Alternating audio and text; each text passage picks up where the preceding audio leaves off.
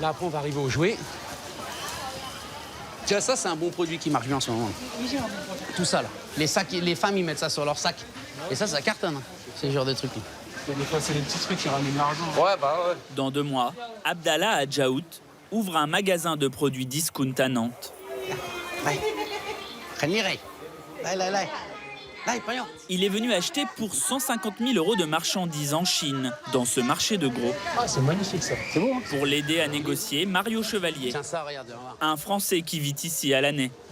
Ça, c'est un bonnet, en fait. Tu le mets sur ta tête. Et quand t'appuies, tu vois, pour les gamins, t'as les oreilles qui montent. Ça, c'est sûr que ça marche. Demande une 10 000 pièces, s'il vous plaît. Et où encore ça, ça tiens, tu dis. Pour lequel? C'est quoi, là? Tu vas 200? Voilà. 10 RMB, 1,20 € en gros, à peu près. Ah, quoi là? Tu es team, hein, C'est ce que je peux faire de mieux. Hein. ouais, baisse 0,3, parce qu'ils n'ont pas des grosses marges ici, c'est pas comme chez nous. C'est là, on divise par 11,3, bah, tu gagnes 5 centimes à peu près. Ouais. Quelque chose comme ça. Affaire conclue en quelques minutes. Abdallah vient de dépenser 20 000 € pour des bonnets. Dans sa carte, on peut la prendre. Ouais, ils ont mis bien, non?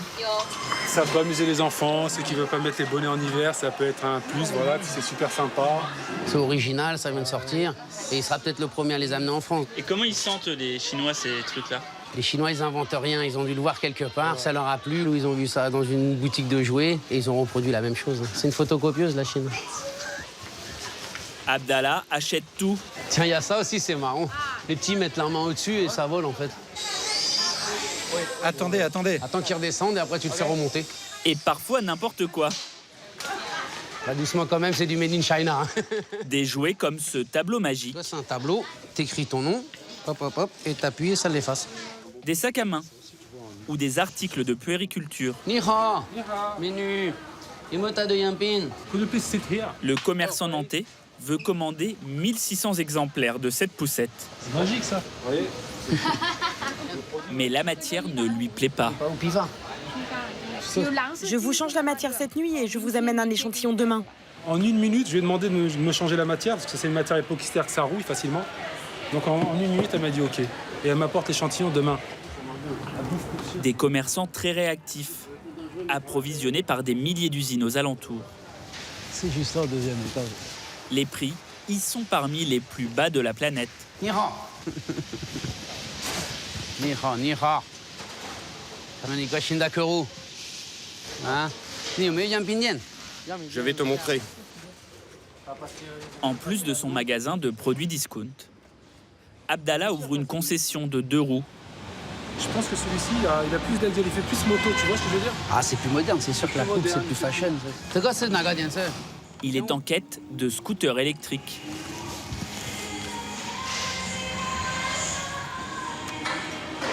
Ça fonctionne bien, quoi.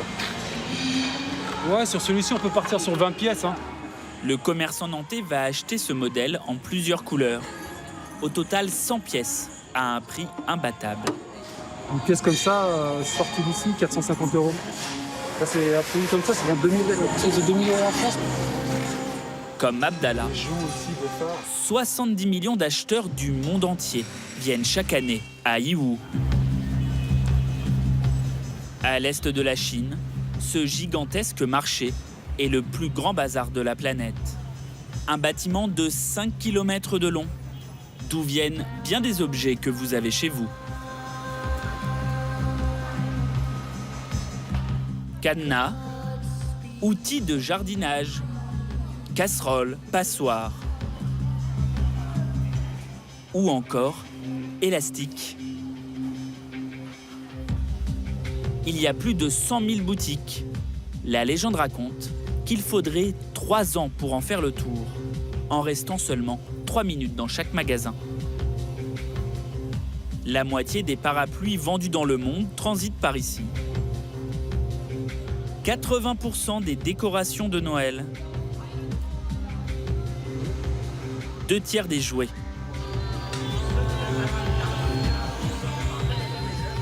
Et la totalité des objets souvenirs. Même les tours Eiffel achetées par les touristes chinois en visite à Paris viennent d'Yiwu. Un paradis du Made in China. Pourtant, derrière les bonnes affaires, parfois des produits de mauvaise qualité, de la contrefaçon Sans parler des conditions de travail, pas toujours reluisantes. Dans cette ville de 800 000 habitants, il n'y a qu'un seul mot d'ordre. Vendre, encore et encore.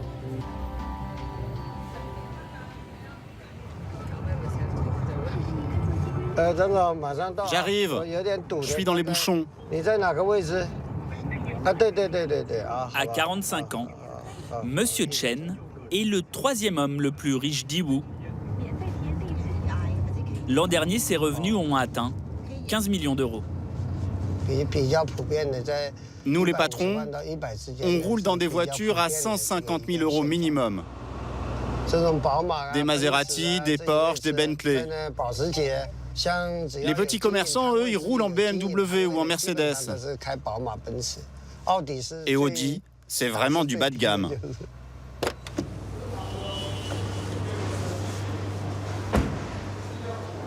Fils de paysan, à 16 ans, il commence comme vendeur à la sauvette dans les couloirs du marché. Aujourd'hui, il possède 3 boutiques, payées chacune 700 000 euros. Avec la fréquentation du lieu, le prix des emplacements a flambé. Salut à tous. Monsieur Chen fait dans le rasoir et la tondeuse. 40 000 de ses produits quittent la ville chaque jour. 14 millions par an. Ça, c'est une tondeuse pour animaux de compagnie. On exporte ça vers l'Europe et le Brésil. Celle-là est destinée aux femmes pour raser les sourcils, limer les ongles et les polir. Et ça, c'est pour enlever la peau des pieds. Ça cartonne aux États-Unis. Sa dernière nouveauté, ce petit appareil dont il tient à démontrer l'efficacité sur Bin, son épouse. Et ce produit-là, il lave les cheveux, les sèche et les lisse. Bien sûr qu'à ce prix-là, ça comprend l'emballage. J'ai pas le choix. C'est toujours moi le cobaye. Bonjour. Comment allez-vous? Simple revendeur au départ, les Chen sont devenus fabricants il y a 6 ans. Ils ont créé leur propre marque et ouvert 4 usines en Chine, dont celle-ci, où sont assemblés tous leurs produits.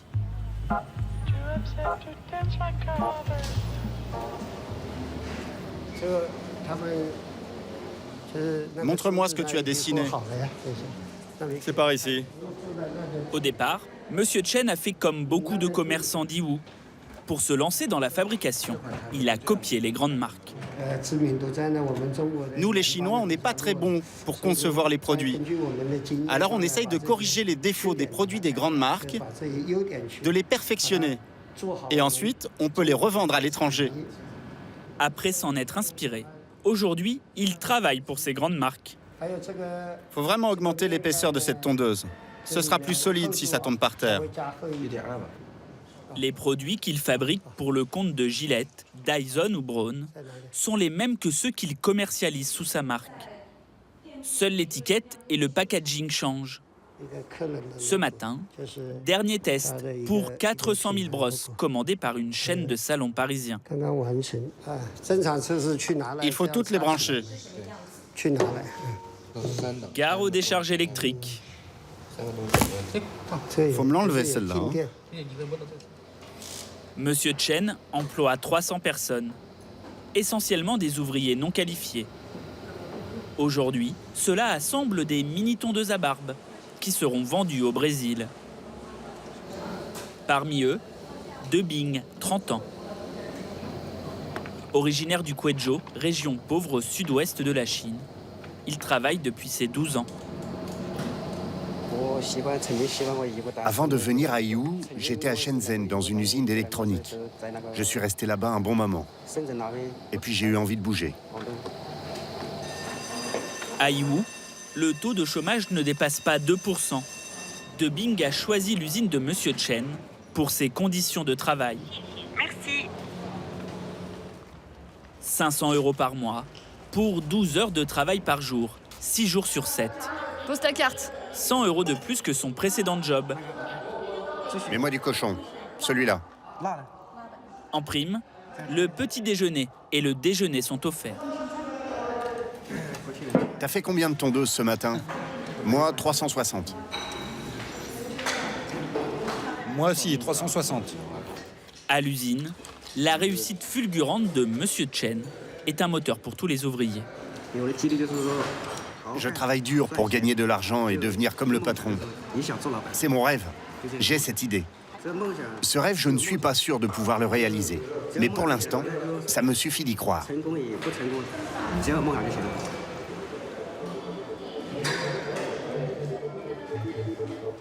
Le patron, comme l'appelle De Bing, loge aussi tous ses ouvriers au sein même de l'usine.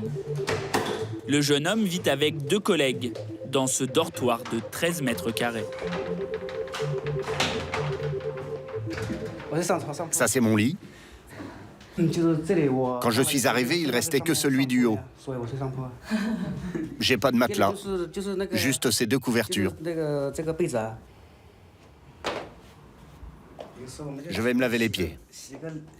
Même si les conditions sont loin des standards européens. Pour De Bing, c'est le grand luxe par rapport à son village.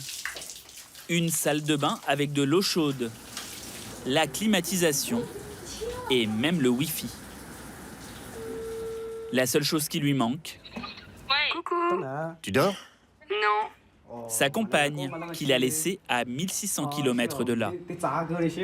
Il ne la voit que 15 jours par an. T'as pas fait d'heure sup ce soir? Non, je viens de finir. Il n'est même pas 21h. J'ai travaillé quand même jusqu'à 20h30. Bon, je raccroche. Elle me manque à cause de la distance, mais je dois travailler. Je dois travailler. C'est aussi pour lui offrir un plus bel avenir que je suis parti. 21h30, couvre-feu décrété par le patron. Le lendemain, dès 8h, les ouvriers devront tenir la cadence sur la ligne de production. Yiwu est la ville où le revenu moyen est le plus élevé de Chine, après Pékin et Shanghai. Mais ce n'est pas l'Eldorado pour tout le monde. À la périphérie de la ville, des centaines de garages servent d'ateliers où des petites mains travaillent pour un salaire de misère. La plupart sont des musulmans, minorité religieuse persécutée en Chine. 7 jours sur 7, Yongxia, 50 ans, fabrique des guirlandes de Noël qui seront vendues en France et dans toute l'Europe. Moi, je ne fête pas Noël. Je suis juste là pour gagner de l'argent. Le seul truc que je sais, c'est que ces ampoules me coupent les doigts. Elle est payée 5 centimes la guirlande. Yongxia vit avec ses 3 enfants, dont Ma, 20 ans, qui vient chaque jour après son travail d'interprète au marché. Je viens l'aider pour qu'elle finisse plus tôt et qu'on gagne un peu plus d'argent. C'est un travail dur quand on fait cela toute la journée. Mère et fils auront assemblé en 14 heures 259 guirlandes et gagné 13 €. La patronne du garage les vend 2 € pièce aux grossistes européens. Selon elle, ce paiement à la tâche profiterait aux ouvrières. Je les paye à la pièce. Comme ça, elles peuvent partir à l'heure qu'elles veulent. Certaines travaillent jusqu'à 1h ou 2h du matin pour gagner plus. Dans les boutiques françaises, ces guirlandes seront vendues entre 7 et 12 €. Une course effrénée au toujours moins cher, sur laquelle Mario, l'intermédiaire français, préfère fermer les yeux. Je ne l'ai pas reçu encore de l'usine. Ils l'ont fini, mais ils l'ont envoyé. Normalement, je l'ai demain. Je viens de lui dire à lui. Vendeur de nappes sur les marchés en Vendée. Il a découvert Yiwu il y a 13 ans, en venant s'y approvisionner. Il a tout de suite compris le profit qu'il pouvait tirer en s'installant ici. Popo. Oh. Mario a 2 enfants. Enzo, 2 ans. Et Joris, 8 ans, qu'il a eu avec Lynn, son épouse et associée. Comme beaucoup de familles chinoises, Popo, la belle-mère, vit avec eux. La relation entre Mario et sa fille a été difficile à accepter. Au début, ma fille me l'a caché. Elle me l'a dit seulement au bout de 3 ans. Je lui ai dit non. J'avais peur qu'elle parte un jour en France. C'est trop loin. Et du coup, j'aurais fait une fille pour rien. Je lui ai dit, si tu veux rester avec lui, il doit acheter un grand appartement à Yiwu pour que je m'installe avec vous. Regarde l'écriture, comment c'est. En plus du grand appartement, Mario a dû mettre la main à la poche. C'est pas gratuit, hein. Quand vous prenez une chinoise, il faut payer. Hein. Ça m'a coûté 50 000 RMB, 7 500 €. Bah ici, quand tu prends une fille dans un couple, tu dois payer la famille. C'est pas parce que je suis étranger, hein, c'est la coutume chinoise. Tu dois donner de l'argent à la famille. Quoi? Bah quoi, c'est vrai, non? Dis, c'est la coutume. Hein? C'est Bagère. Hein? Ah, mais à l'époque, j'avais pas d'argent. Elle m'a ruiné. Mario n'a pas souhaité communiquer ses revenus. Il affirme juste prendre 5% de commission sur tous les achats effectués par ses clients. Il les aide à négocier les prix avec les commerçants chinois. Il vérifie surtout toutes les commandes avant expédition. Il y en a de la cam, hein. Tous les jours, il se rend dans la zone sous douane, un dédale d'où plus de 1500 containers partent chaque jour. Salut, ça va? Ce matin, Mario doit vérifier une grosse cargaison qui part pour un bazar de l'Est de la France. Des milliers de cartons. Ça, c'est un jouet pour les chiens, en fait. Étiquetage et même mesure des produits. 19 cm, 19 cm. Pour gratter quelques centimes, ils peuvent se tromper, ils peuvent mettre 17 cm. À Yiwu, Mario sait qu'il faut se méfier de tout, en particulier de la qualité des produits. Un de ses clients a commandé 6000 sacs à main pour la France. Prix de gros, 2 € pièce. 2 bouteilles d'eau. La semaine dernière, Mario a reçu ce sac jaune en échantillon. Voilà le problème. C'était une question d'élasticité. En urgence, ils ont modifié leur modèle. Hop. On va en mettre 4 là, pour être sûr que ça bouge pas. Test des bouteilles d'eau pour le nouveau sac. Kaima? Bien sûr. Hein, Sokama? Ça marche. Ok. Là, on va en mettre 4, ça fait quand même presque 2 kilos. Et voilà, vous voyez, là, il bouge pas. Bon, il faut pas trop insister, mais il bouge pas. Il bouge quand même, hein. Ah, il est cassé. Et alors, Miso Shinda, Yosama Banfa, vous Ce que l'on va faire, on va coudre 2 fois chaque sangle et un peu plus en profondeur. Je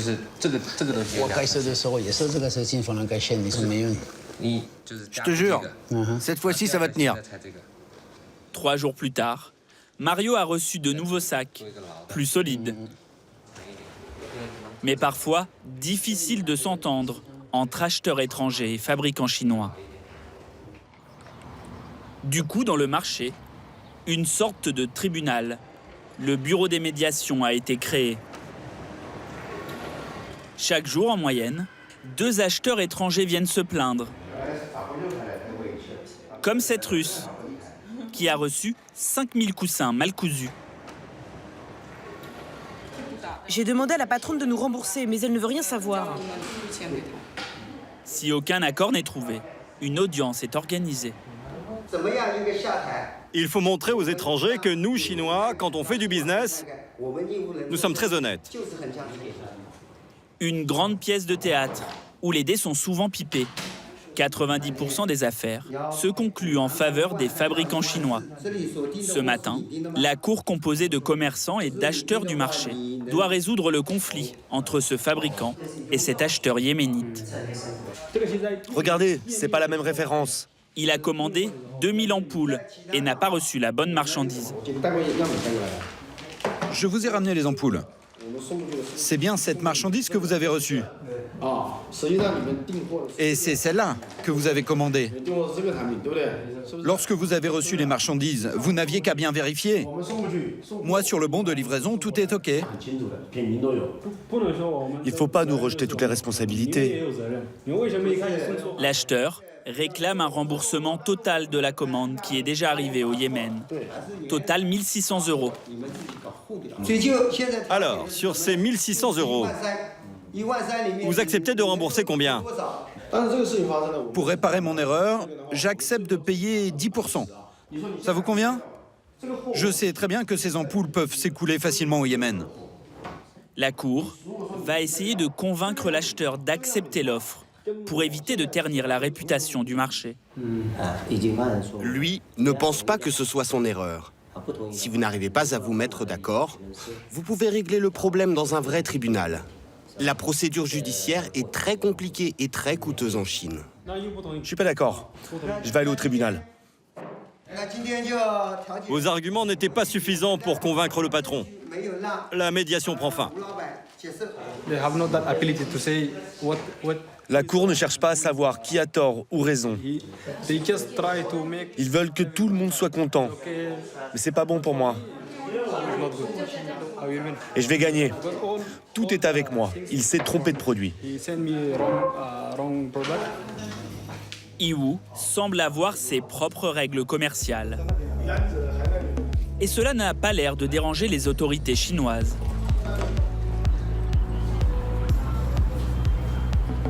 Dans les allées du marché, à la vue de tous, on trouve des produits de marque à des prix très étonnants.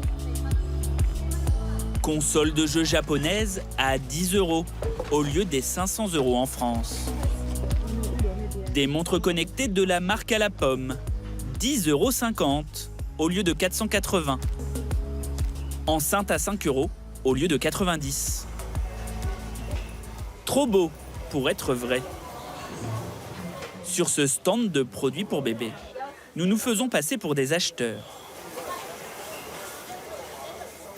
La fabricante ne se cache pas de vendre des copies. Ça, c'est une contrefaçon. Ce modèle est de bonne qualité. C'est le même que l'original. Mais vous êtes sûr que ce n'est pas dangereux pour les enfants? Lequel? Le Fisher-Price? J'en sais rien. Après, je ne l'ai jamais essayé, mais les clients ne m'ont jamais fait de mauvais retours. Ces produits de contrefaçon sont interdits en Chine. Ils ne répondent à aucune norme de sécurité. Non sans cynisme, certains fabricants d'Yiwu les vendent en toute connaissance de cause. Toujours en nous faisant passer pour des acheteurs, nous avons réussi à nous faire inviter dans une usine qui fabrique en quantité industrielle la contrefaçon d'un masque de plongée, le best-seller d'une marque française, qui s'écoule à plusieurs millions d'exemplaires dans le monde. Dans le commerce, l'original est vendu 25 €. La patronne propose la copie à 4,50 € aux grossistes. Il y a le tuyau aussi pour respirer. Qui, eux, le revendent une dizaine d'euros. Mais à ce prix-là, seul le design est copié. Donne-moi un masque. La technologie brevetée par la marque pour expirer correctement le CO2 a été enlevée et les matériaux utilisés changés pour baisser le coût de revient. Notre masque est fait en silicone industriel. L'original, lui, est fait en silicone alimentaire. Le silicone industriel, si on appuie trop dessus, il va changer de forme. Normalement, il ne devrait pas y avoir de fuite, mais ça va affecter la qualité et je ne peux pas vous garantir la longévité du produit. Des problèmes d'asphyxie sur ces masques contrefaits ont causé des accidents partout dans le monde. Selon la patronne, la marque française aurait découvert il y a 4 ans cette contrefaçon et aurait essayé de faire stopper la production. Ils nous ont attaqués plusieurs fois en justice en Chine. Ils n'ont pas gagné une seule fois. Pas une seule fois. En Chine, en théorie, l'amende pour contrefaçon peut monter jusqu'à 260 000 €. Mais toujours selon cette patronne, les douanes d'Yiwu ne seraient pas très regardantes, voire corruptibles. Vous pouvez me garantir que les produits passeront la douane? Nous l'avons déjà fait. Et s'il y a un contrôle aux douanes, je m'arrangerai pour que ça passe. Par contre, pour les douanes françaises, vous devez vous débrouiller. Les douanes chinoises ont refusé de répondre à nos questions. 86% des produits contrefaits dans le monde seraient fabriqués en Chine.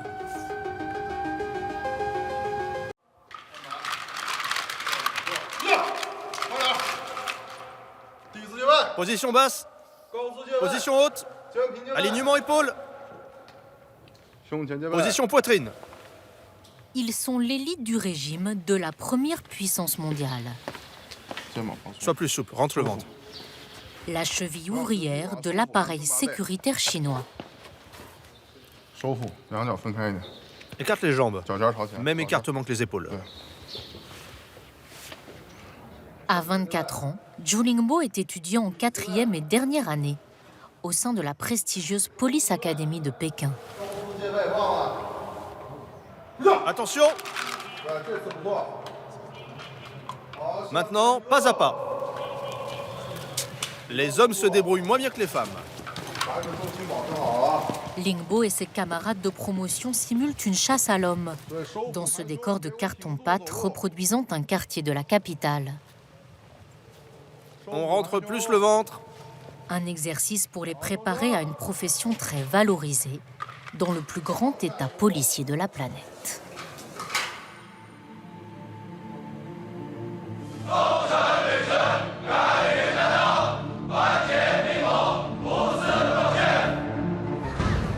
Un instant. Casier judiciaire. La police chinoise, c'est 2 millions de fonctionnaires et près de 5 millions d'auxiliaires de police. Des unités parallèles qui les secondent dans leur mission. La Chine est le pays au monde qui compte le plus de policiers. Et avec Moscou, Pékin est la capitale où les forces de l'ordre par habitant sont les plus importantes. Une police opaque, secrète, qui ne divulgue presque aucune statistique sur ses interventions. Vous voulez faire quoi? Un passeport pour vous? Nous avons obtenu une autorisation de tournage exceptionnelle. Je vois l'immatriculation. Avec les unités civiles de quartier. En contact étroit avec la population. Je m'en vais tout de suite. Dégagez la route. Efficace, respectée, mais aussi crainte et très intrusive aux yeux d'un observateur occidental. Bonjour madame. Je suis venu avec le coordinateur du parti.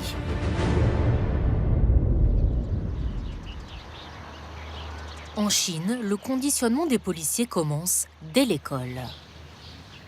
Partout, des photos du nouveau maître de la Chine depuis 7 ans, le président Xi Jinping.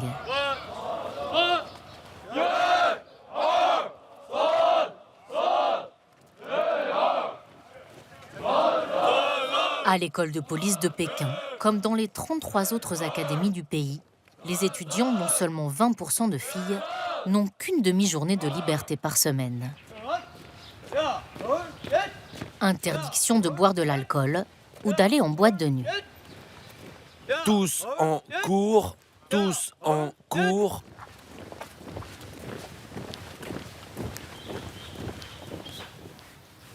Ici, dès le réveil, on ne plaisante pas avec la discipline. Chaque matin, Lingbo, l'étudiant en 4e année, plie impeccablement sa couette. Si son képi n'est pas posé pile au milieu, il perd des points sur son classement et peut être sanctionné.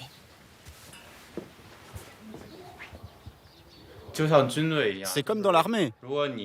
Si on n'est pas encadré de façon stricte, on ne sera pas carré et discipliné. On dit ici que si le troupeau est encadré, l'ensemble de la nation sera en ordre.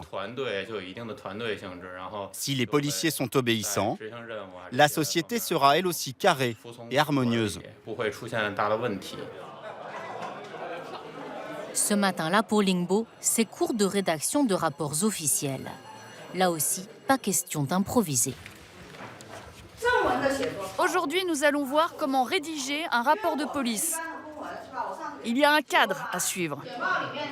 Il faut commencer par la synthèse de la situation. Puis, on détaille l'analyse.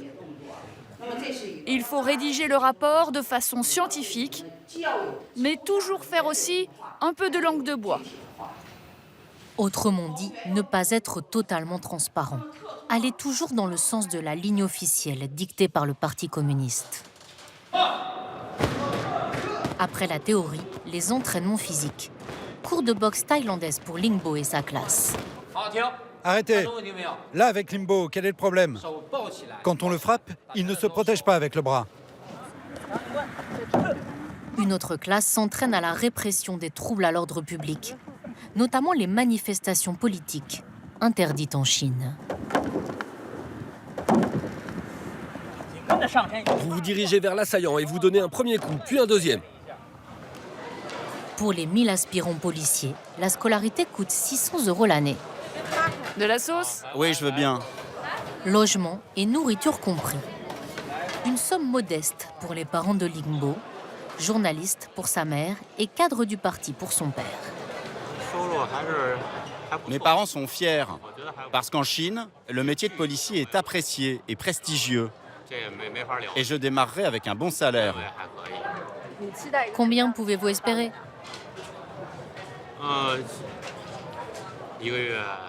Environ 1200 € par mois. Soit 200 € de plus que le salaire moyen à Pékin. Après les cours, Lingbo regagne son dortoir qu'il partage avec 7 autres étudiants. Son passe-temps favori, visionner des séries policières chinoises, très violentes. Je te pose une question. Non, je n'ai pas de complice. Tu nous mens. Tu nous mens. On va te punir. J'aimerais résoudre des enquêtes criminelles, comme le héros de cette série. C'est un jeune policier anti-drogue. Il démantèle tous les trafics. Mais avant de devenir un super flic de la brigade des stupes, quel que soit son classement, Lingbo devra d'abord, pendant au moins 4 ans, démarrer comme policier de quartier.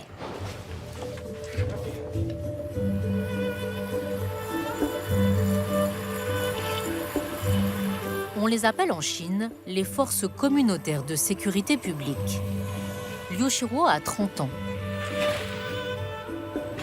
Elle aussi est diplômée de l'Académie de police de Pékin. Bonjour, vous balayez? Grand-mère Chiang est là? Étonnamment, son travail ressemble à première vue à celui d'une assistante sociale. Bonjour. Hey, vous avez meilleure mine. Ça va mieux la santé? Ça va, mais ça fait un mois que vous n'étiez pas venu me voir. J'étais débordée pour la fête nationale. La petite policière Liu, c'est comme un membre de ma famille. Elle m'a aidée lorsque l'administration ne m'autorisait pas à retirer la nouvelle carte d'identité de ma petite fille, sans la présence de sa mère. Sa maman travaille à l'usine et dort sur place, dans un dortoir. Donc il n'y a que moi qui pouvais aller chercher les papiers. Liu ne se contente pas de faciliter la vie de ses concitoyens. Elle et ses collègues les surveillent aussi. Les forces de l'ordre sont postées à chaque coin de rue. Partout, à chaque instant, les Pékinois sont filmés par des myriades de caméras. La Chine en a installé 450 millions, une pour 3 habitants. À l'intérieur du commissariat, Liu, la policière, et son collègue ont accès aux images de vidéosurveillance en permanence. Il y a un attroupement devant cette boutique. Oui, je vois. Là, ça va, mais là-bas, les gens s'agglutinent. Aucune manifestation en vue. L'attroupement n'est pas flagrant, mais suffit à inquiéter les policiers. S'il y a un attroupement, c'est un trouble à l'ordre public. On appelle aussitôt notre collègue policier en faction dans la rue pour qu'il disperse le bouchon. Il faut absolument éviter que les gens s'agglutinent. Par exemple, si un individu s'immobilise pour passer un coup de fil trop longtemps ou manger quelque chose, ça gêne la circulation fluide des gens. Ils peuvent se piétiner, se bagarrer ou tomber. C'est dangereux. En Chine, pas de commission informatique et liberté. Les images sont envoyées en temps réel au pouvoir central et stockées sur une longue période. Notre système de vidéosurveillance calcule le nombre de personnes qui entrent et sortent du quartier en temps réel. La police sait par exemple que dans cette rue piétonne, 49 837 personnes sont entrées depuis le début de la journée. En ce moment même, ils sont 2612. C'est un énorme travail, très méticuleux, de surveiller ces images. Mais le but que nous recherchons, c'est le calme et l'harmonie du quartier. Grâce à ce gros travail de prévention, les gens sont insouciants dans une société harmonieuse. La Chine s'est dotée de systèmes sophistiqués de reconnaissance faciale qui permettent, grâce à des algorithmes informatiques, de connaître l'identité de chaque passant. Et donc tous ces gens sont identifiés grâce à la reconnaissance faciale. Là-dessus, on ne répond pas. On n'en parle pas. Je vous montre autre chose. Présents pour encadrer le tournage, les responsables du ministère de la Propagande et de la Sécurité publique interviennent. La question dérange. Critiquée pour atteinte aux libertés individuelles, la police de Pékin veut bien parler de surveillance, mais pas de fichage de ses habitants, via la reconnaissance faciale. Liu et son collègue préfèrent nous emmener en patrouille pour vanter leur travail de prévention, très interventionniste. Et vous là, venez ici. Il ne faut pas porter votre sac à dos derrière comme ça. Vous le portez sur l'avant. Et vous dites la même chose à votre ami. D'accord, d'accord. D'accord? Et lui aussi là.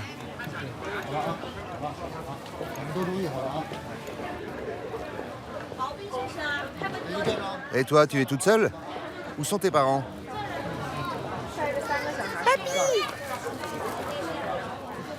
Gardez bien la petite près de vous, hein. Il y a beaucoup de monde.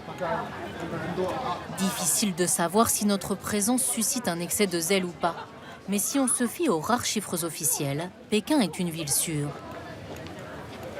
Avec peu de vols et de viols, peu d'armes à feu et seulement 6 meurtres par million d'habitants, la Chine serait l'un des pays les moins criminogènes au monde. Et toi, tu surveilles bien la poussette, d'accord?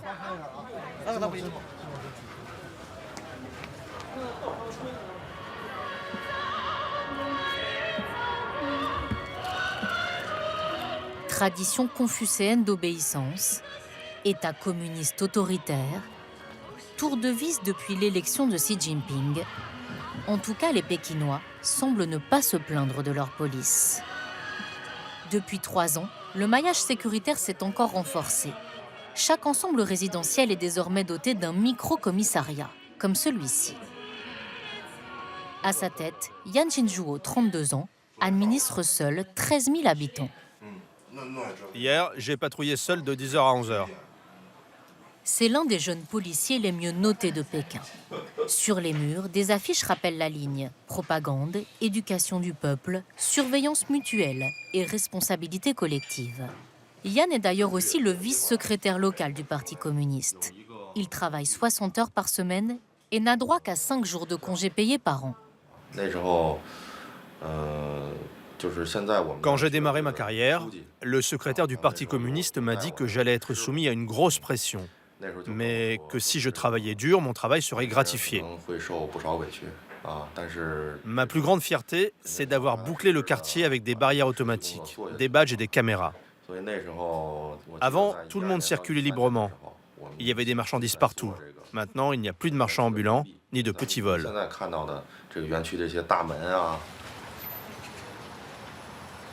Selon le policier, grâce à la vidéosurveillance et à ce dispositif de barrière, les appels au commissariat ont chuté de 30% dans la zone qu'il administre. Pour tenir le quartier, Alignez-vous, on démarre. le policier s'appuie aussi sur des forces paramilitaires. À droite, toutes. Les Baoan, connus pour avoir le coup de poing facile. Ce sont des employés d'entreprises de sécurité privées, mais rémunérés par l'État. Yann en a 32 sous ses ordres. Aujourd'hui, formation fourche et bouclier pour maîtriser des personnes dangereuses en cas de manifestation ou trouble à l'ordre public. Avec la fourche, il ne faut pas attraper les gens au cou comme un lasso, il faut viser les jambes. Quand on attrape l'assaillant par les jambes, il est déséquilibré et il ne peut pas rouvrir la fourche. Et vous parvenez à l'immobiliser. Vous voyez ? La fourche est une spécificité de la police chinoise. Certaines sont électriques. Cette fois, il ne s'agit plus de prévention, mais d'un recours assumé à la violence face aux fauteurs de troubles. Maintenant, le bouclier qui peut aussi être une arme. Vous pouvez le lancer contre un individu. N'ayez pas peur d'être violent et de lui briser les os du pied. Vous avez vu le film Crazy Kung Fu ? Les os des pieds sont très fragiles. En lançant dessus le bouclier de toutes vos forces, c'est la fracture assurée et votre assaillant ne peut plus bouger ni combattre. C'est comme s'il perdait un pied. La police chinoise redoute aussi les attentats. En 2013, un homme protestant contre la brutalité policière a fait exploser une bombe artisanale à Pékin. Plusieurs attaques au couteau ont aussi ciblé des écoles. Yann et ses Baoan assurent pour l'instant n'avoir utilisé leur fourche que contre les hommes ivres, à la sortie des bars. Dans ce quartier plutôt international, doté de plusieurs universités, ce qui prend le plus de temps aux policiers, c'est la surveillance des étrangers. Ils sont tenus de s'enregistrer au commissariat dans les 24 heures après leur arrivée. Comme Charlie, un étudiant en langue originaire de Chicago. Vous louez un appartement via un agent ou directement à un propriétaire ? Oui, un propriétaire. Un Chinois ? Oui, chinois. Jusqu'à quand allez-vous rester à Pékin ? Juin ou juillet. Vous vivez seul ? Oui. Ma mère va sans doute venir me voir. Elle devrait venir au printemps pour une semaine. Si vos parents ou des amis viennent vous voir, il faut les amener ici pour qu'ils s'enregistrent aussitôt. C'est entendu ? Ok. Et mieux vaut obtempérer.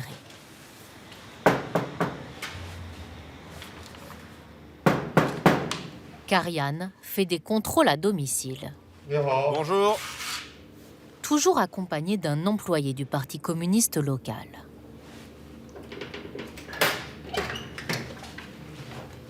Bonjour. Bonjour, c'est la police. Vous parlez chinois ? Oui.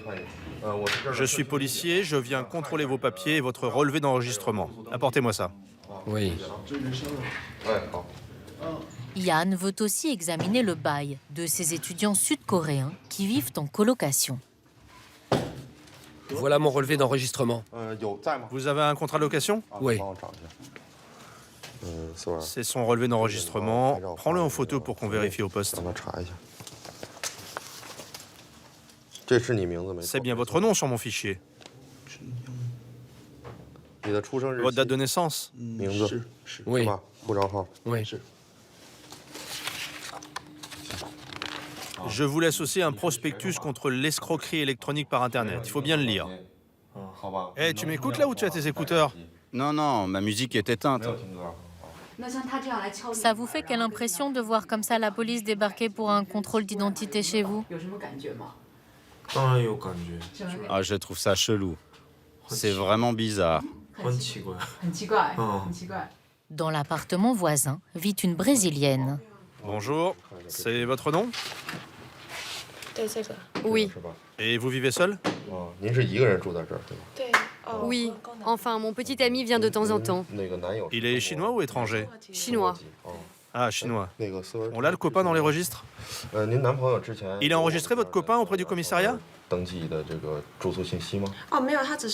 mais il vient juste de temps en temps. Il n'habite pas là. Ce jour-là, Yann contrôle une dizaine d'appartements. Avec les étrangers, on vérifie en particulier qu'il n'y a pas de cannabis. On leur explique bien que c'est strictement interdit, pas comme aux États-Unis. On fait du porte-à-porte pour identifier les odeurs, et s'il y a du cannabis, même avec la porte fermée, on peut le sentir. La consommation de cannabis est punie de 6 mois de prison, suivie pour les étrangers d'une expulsion du territoire. Cette omniprésence policière, Jeanne la connaît bien. Cette Française, originaire de Lille, étudie à Pékin depuis 3 ans. Elle a été confrontée 4 fois aux forces de l'ordre, notamment pour des contrôles de stupéfiants. Ils arrivent du coup dans un bar où on était et ils ferment le bar complètement pour plus que personne puisse sortir. Et ils nous font faire la queue en fait au niveau des toilettes. Et chacun doit faire un test en fait d'urine pour savoir si on a pris de la drogue ou pas. Auquel cas, si c'est positif, on va au poste. Sur WeChat, du coup, l'équivalent du Facebook chinois ou du WhatsApp, sur ces groupes-là, en fait, on s'échange où est la police, en fait, à quel moment, pour pas qu'on ait de soucis ou pour pas qu'on voit la police, quoi.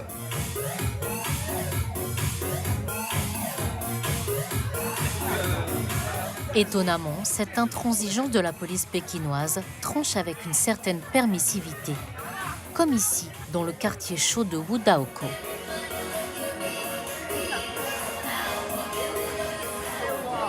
Pars pas! Rends-moi mon portable! Ici, la consommation d'alcool, parfois frelatée, fait des ravages, comme s'il fallait autoriser quelques soupapes de liberté à une population très surveillée. Il a touché mes fesses! Obsédé! Nique ta mère! Les Baoan ferment les yeux, tout comme les policiers de ce bus commissariat mobile. Il faut dire que Yann, qui a la responsabilité de cette rue de la soif, a intérêt que le business de la nuit ne fasse officiellement pas de vagues. Il est récompensé par des primes si les chiffres de la délinquance baissent. Ce soir-là, il se rend dans cet établissement, au nom qui fait sourire. 2 fois par mois, le policier négocie avec les patrons de bar. Il ne s'agit pas de contourner la loi, mais de s'arranger avec celle-ci. Alors on se donne une petite heure pour faire le point sur toutes les violences qui se sont produites ce mois-ci et les solutions qu'on peut trouver. Dans mon bar, 2 filles se sont bagarrées dans l'escalier. Elles se sont poussées l'une l'autre. L'une est tombée par terre et son écran de portable s'est cassé. Yann et les gérants de bar ont une stratégie pour éviter les dépôts de plaintes en cas de petits faits divers. Nous, on a eu une grosse bagarre entre 5 personnes et il y a eu des blessés. Ils voulaient aller au commissariat, mais sur le chemin, je leur ai expliqué que s'ils portaient plainte, il y aurait des complications juridiques. Alors je les ai incités à conclure une transaction financière entre eux, avec 700 € de dommages et intérêts. Et ça s'est réglé sans procès verbal. Il existerait une autre explication à la permissivité de la police vis-à-vis du business de la nuit. Un jeu complexe de relations à la chinoise, où les mafias locales jouent un rôle codifié par l'usage. Christophe est français, restaurateur à Pékin depuis 14 ans. Hello Raphaël, how are you? How is the business today? Great. Ah, very good. Ces 2 établissements sont ouverts jusqu'à 5 h du matin. Pour faciliter les relations avec les forces de l'ordre, Christophe a recours au service de ce qu'on nomme à Pékin un dague. On a ce qu'on appelle un protecteur, un grand frère ou quelqu'un qui connaît bien la rue, la situation dans le quartier et qui, en général, trouve des solutions sans qu'on ait besoin d'appeler la police. Le dague est lui aussi restaurateur dans le quartier. Il entretient de très bonnes relations avec les policiers. Il les invite dans son resto, il boit avec eux, donc il copine. Il doit donner des cadeaux aux bonnes œuvres de la police au Nouvel An chinois. Toute chose que je ferais moi-même si j'étais à sa place. Ça ne veut pas dire qu'on corrompt, ça veut simplement dire qu'on fait attention aux services publics autour de nous. Christophe n'en dira pas plus. Selon plusieurs sources, il y aurait souvent des échanges d'argent dans de petites enveloppes rouges, selon la tradition locale. Fermez parfois les yeux, mais laissez penser le contraire. Main sur la tête. Contrôle de police. Contrôle drogue et prostitution. Tout le monde accroupi. Le ministère de la Propagande n'autorise pas les médias à suivre les contrôles. Mais les policiers pékinois les filment souvent, avec des GoPros. Ces images se retrouvent mises en scène sur l'Internet chinois. Des armes de dissuasion numérique. Regarde, ton test d'urine est positif aux stupéfiants. MDMA et méthamphétamine. Tu oses nier? Tu oses nier alors que la science dit que tu as consommé de la drogue?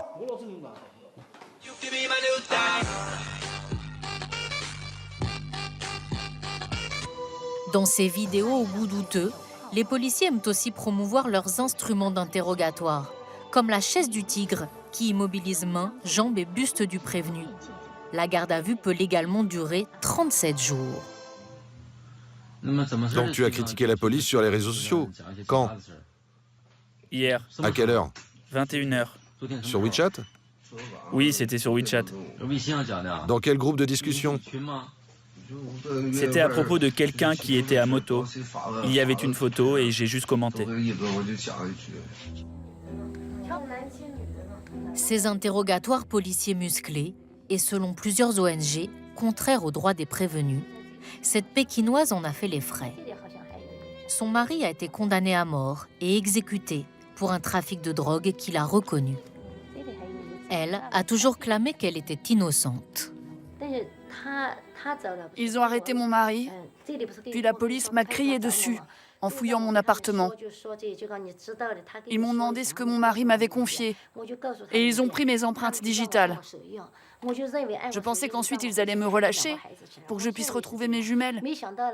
Elle n'avait que 5 ans à l'époque. Elle pleurait, elle criait « Maman, où vas-tu ?»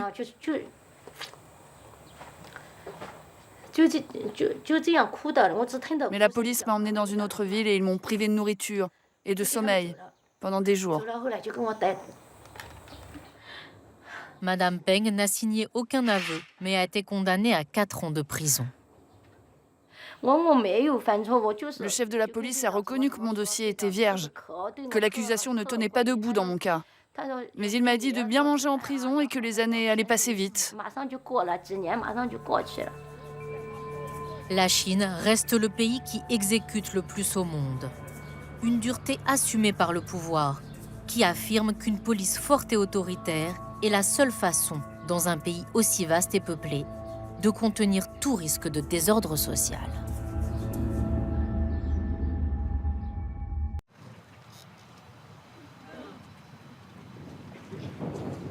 Ce dimanche après-midi, les 34 000 élèves de l'établissement ont été convoqués pour le grand sermon du vice-directeur.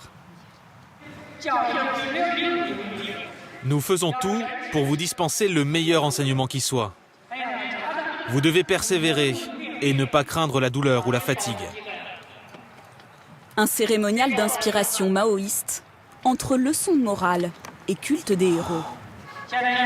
Maintenant, accueillons sur scène les meilleurs éléments de cet établissement.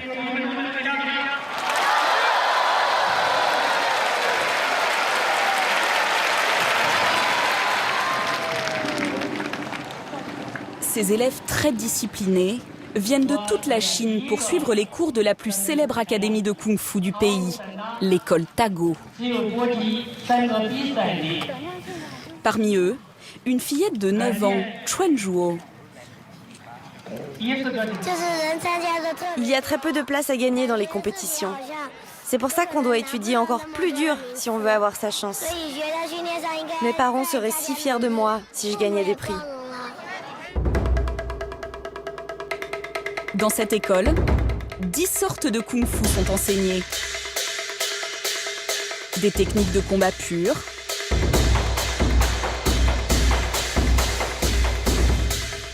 mais aussi de la chorégraphie martiale, comme le Taolu.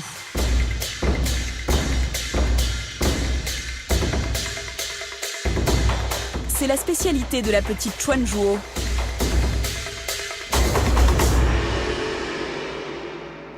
Passionnée depuis toujours par les arts martiaux, elle est arrivée il y a 3 ans à Tago.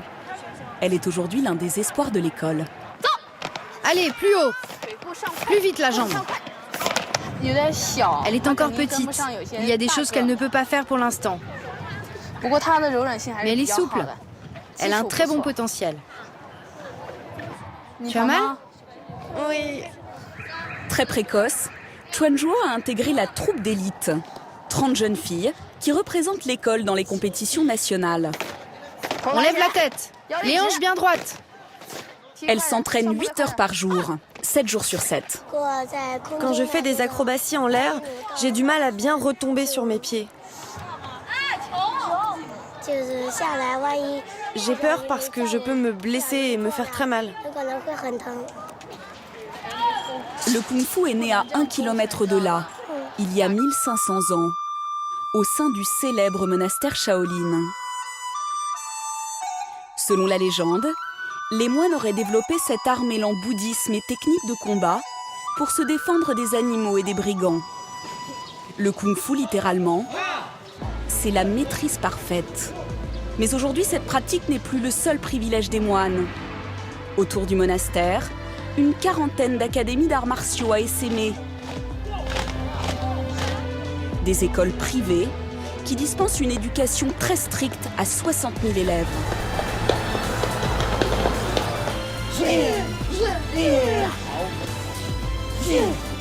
Dans la Chine moderne, ces écoles quasi militaires ont le vent en poupe.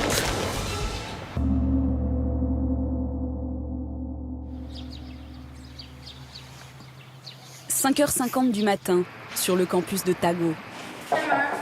On ouvre la porte, on se lève. Allez, on ouvre, on se lève. Plus vite. Chuan Zhuo et ses camarades de la troupe d'élite sont réveillés par leur professeur référent. Allez, bouge. Cette ancienne diplômée les suit 24 heures sur 24. Le matin, on nous presse. Pourquoi? On a un planning de cours très chargé, donc il faut se dépêcher pour tout. La journée commence par le ménage de la chambre. Il faut s'y plier 3 fois par jour et personne n'y échappe. Toutes les activités sont surveillées et consignées sur des tableaux. Chuanling, 15 ans, est ici depuis 6 ans. Ça, c'est le tableau des honneurs. Les bonnes actions que nous faisons, comme trouver un porte-monnaie perdu et le rendre à son propriétaire, par exemple, sont toutes notées ici, par un smiley. Et là, à côté, c'est le tableau des critiques. Elle, par exemple, elle est venue en cours de chinois avec son livre de maths. Tiens, prends une bassine. Chuanling sait que la vie à Tago n'est pas une partie de plaisir. Alors elle a pris la petite Chuan Zhuo sous son aile. Ici, pas de salle de bain.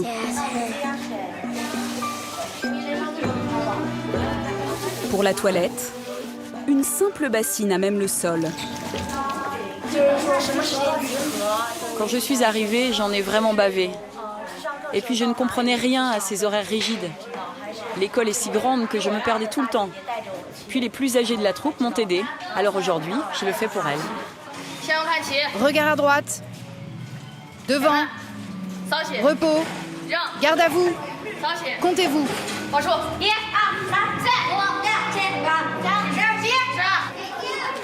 Une discipline de fer. Seule respiration pour Chuan Zhuo, le petit déjeuner.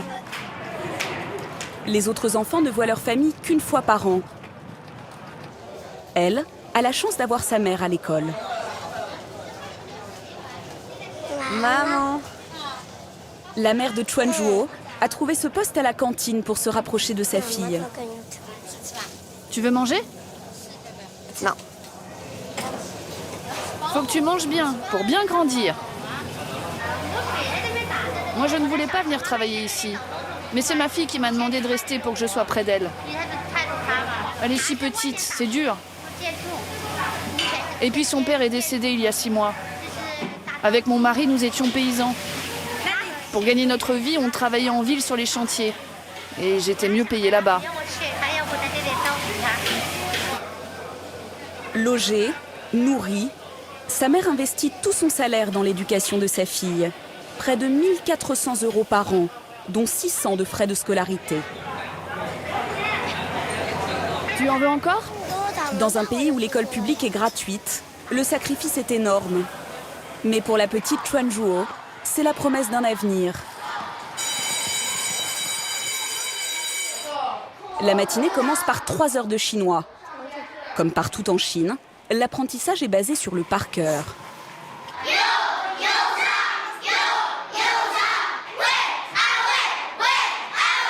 Très peu de ces élèves de CE2 rêvent de devenir Bruce Lee. Issus de milieux populaires, ils ambitionnent plutôt d'être fonctionnaires de l'État. Je veux être militaire. Moi, policier. Moi, gendarme. L'argent que je gagnerai dans l'armée me permettra d'acheter un appartement et une voiture pour ma mère. Un militaire en début de carrière gagne 300 € par mois. Mais son emploi est garanti à vie et il a une sécurité sociale.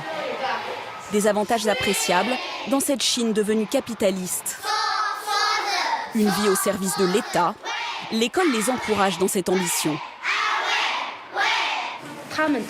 Ces enfants doivent être les piliers de la société de demain. C'est pour ça qu'on leur apprend à étudier consciencieusement, étudier un maximum dès le plus jeune âge, pour faire en sorte qu'ils ne soient pas inutiles à notre pays.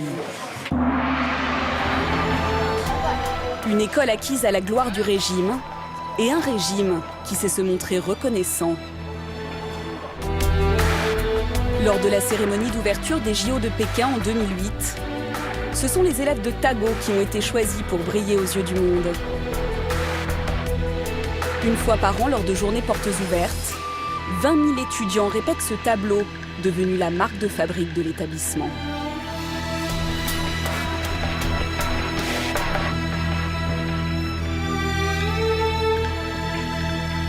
Apothéose du spectacle, le corps des élèves qui forment la devise « Honorer son pays ».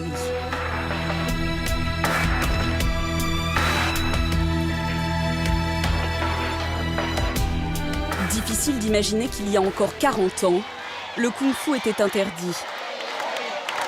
Pendant la révolution culturelle, il était considéré comme une pratique archaïque de moines. C'est cet homme, Liu Baoshan, 84 ans, qui l'a relancé. Il a créé l'école en 1978, 2 ans après la mort de Mao. Il donne ses premiers cours dans 7 cavernes. C'est là qu'il vit avec sa famille. Des petits paysans qui pratiquent le kung-fu depuis 7 générations. On le voit ici enseigner dans les années 80.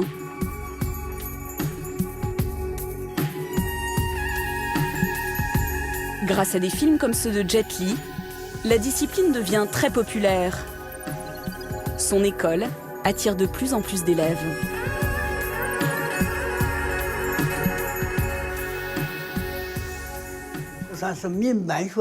C'était tout au début de l'économie de marché.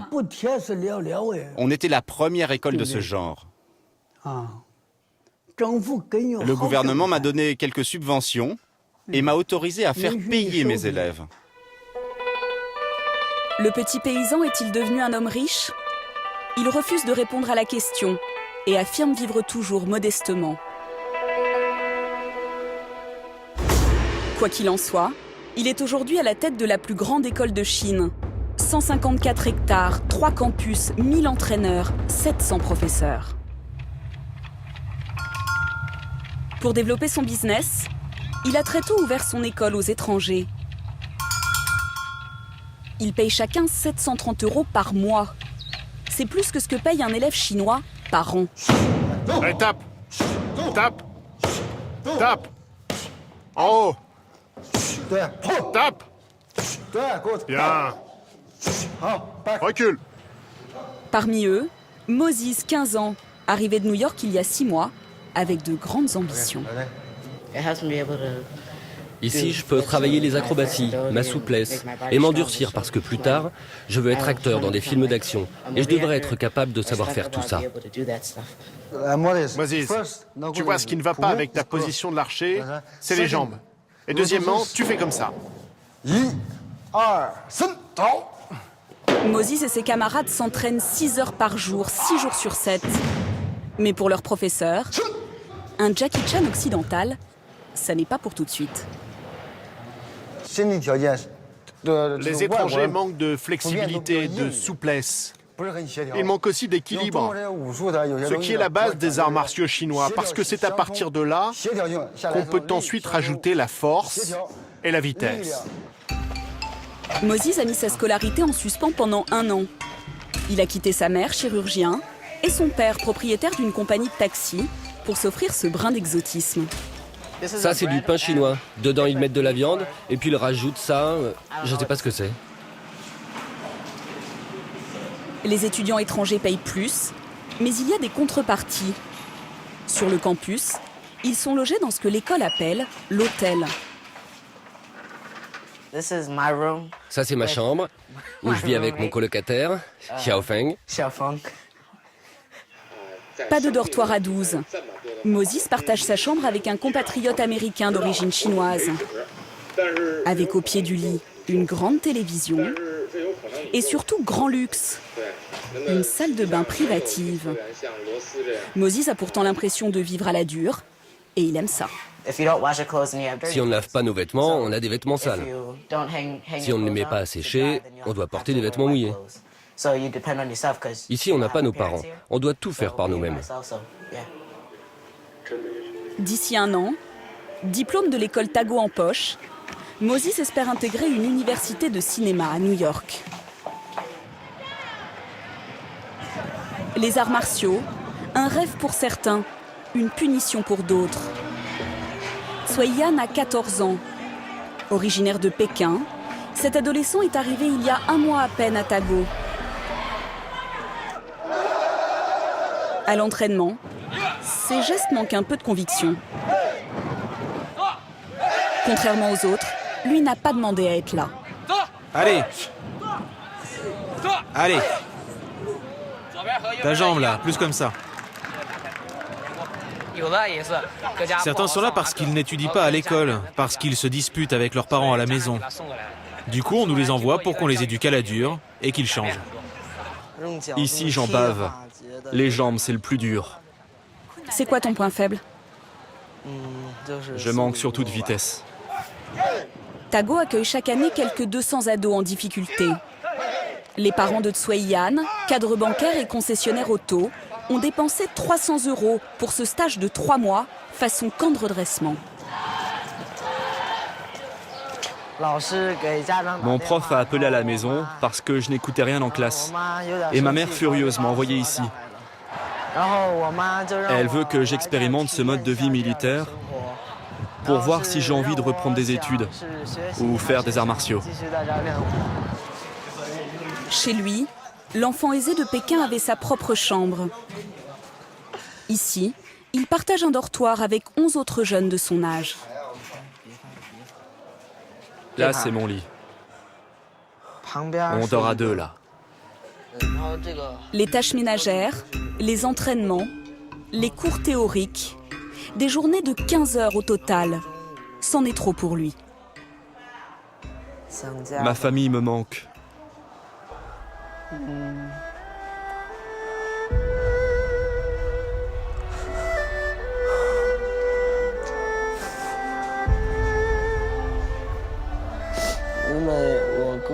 Mon frère, lui, il étudie très bien à Pékin, alors on ne lui a pas infligé ça. Ma mère pense que je suis le canard boiteux de la famille et que je ne veux pas étudier. Suiyan appelle ses parents 1 fois par jour. À demi-mot, il tente de leur faire comprendre sa détresse. Allô? Ça va?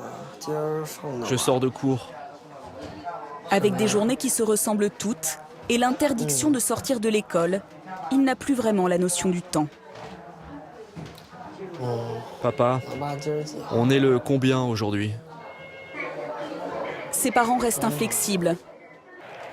Sway-Yan devra encore serrer les dents pendant 2 mois, mais il sait déjà qu'il ne restera pas plus longtemps. Il faut faire beaucoup de sport chaque jour. C'est très fatigant. Au final, je me dis que c'est moins fatigant d'étudier. Je pense donc rentrer à Pékin pour aller dans une bonne fac et trouver un bon travail pour plus tard. Il est 20h. Dans le dortoir des étrangers, c'est l'heure de la détente pour Moses et ses camarades.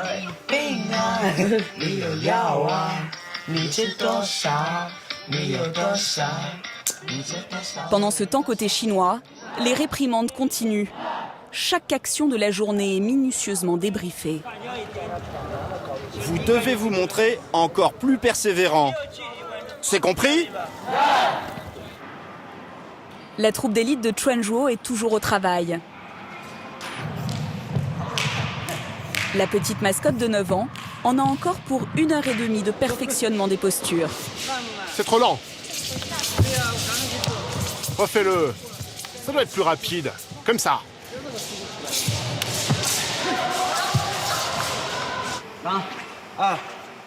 Le cursus dure 3 ans minimum, mais la majorité des élèves poursuit jusqu'au bac. Lorsqu'elle sera diplômée, Chuanzhuo n'aura pas à démarcher pour trouver du travail. L'armée et la police viennent chaque année recruter directement sur place. Le kung-fu est un secteur qui n'est pas touché par le chômage. Au pire, les mauvais élèves deviendront gardes du corps ou chauffeurs. Car les patrons des grosses sociétés aiment avoir des chauffeurs privés qui savent se défendre. 21h, le premier et unique moment de détente de la journée pour les filles. Chuanzhuo espère réussir à tenir ce rythme pendant encore 9 ans. Chaque rentrée, l'école recrute 2000 nouveaux élèves. En quête d'un avenir assuré, seule une centaine d'entre eux abandonnent par an.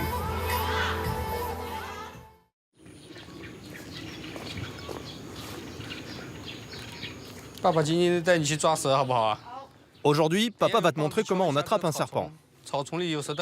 Tu frappes l'herbe avec ton bâton, et s'il y en a, ils vont sortir. Fan vient de fêter ses 8 ans. Dans ce village du sud de la Chine, cela veut dire qu'on est mûr pour apprendre les ficelles du métier. Parfois, il y en a aussi sur les arbres, alors il faut bien regarder partout.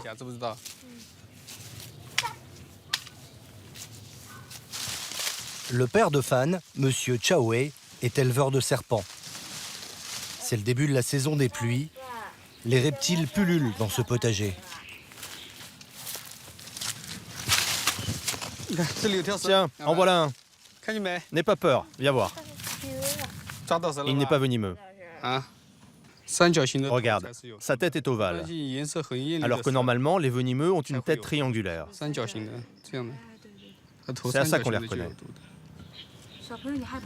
Ça ne te fait pas peur, un serpent comme ça? Non, pourquoi?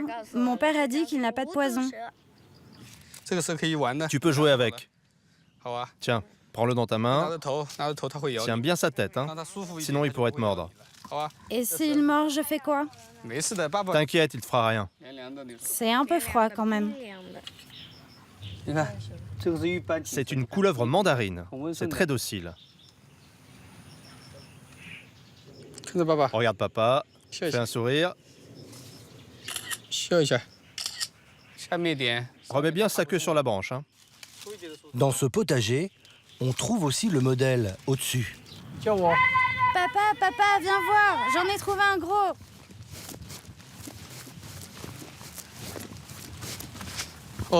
N'aie pas peur, c'est un serpent inoffensif. On l'appelle le serpent queue de tigre. Tu peux le manipuler, mais il faut le tenir de cette manière. Moi, j'ai peur. Mais non, t'inquiète pas. Vas-y, je te dis, il est pas dangereux. Qu'est-ce qu'il est lourd.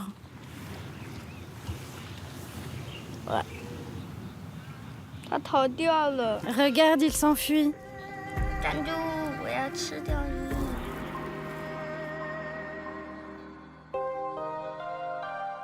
Sizichao, un petit bourg perdu au milieu des rizières dans la province du Zhejiang, au sud de Shanghai. Ici vivent 800 habitants parmi 3 millions de serpents. Couleuvres inoffensives, vipères venimeuses ou cobras mortels. Cela fait 30 ans qu'on les élève à grande échelle. Plus d'une famille sur deux vit grâce aux reptiles. Un business à destination de l'industrie la plus gourmande en serpents, la médecine traditionnelle chinoise.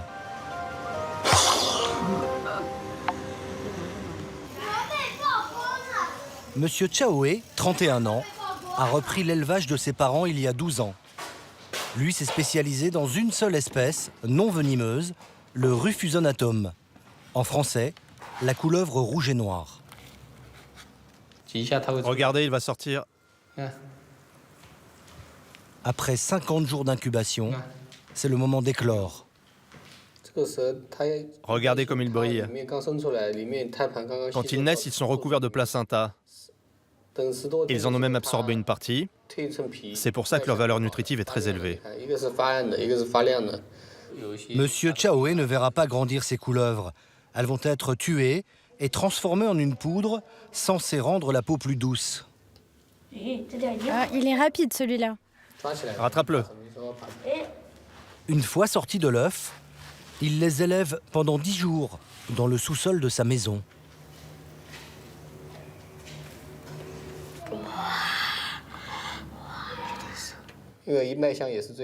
Regardez, celui-là a tout juste 10 jours.